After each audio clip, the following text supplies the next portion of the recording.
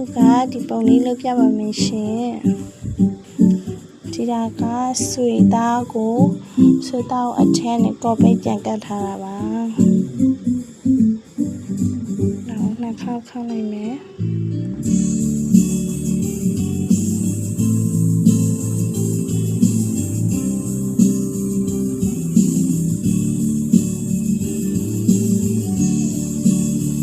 ပတ်နိုင်မယ်ဒီနားနေပြန်ထိုးမယ်နော်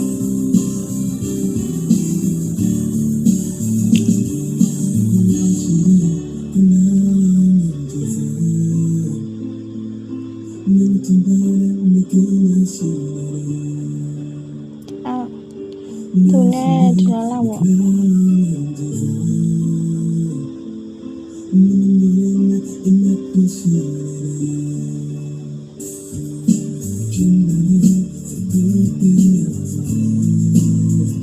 သူ့ရဲ့အနာတော့ဒီမှာသိချင်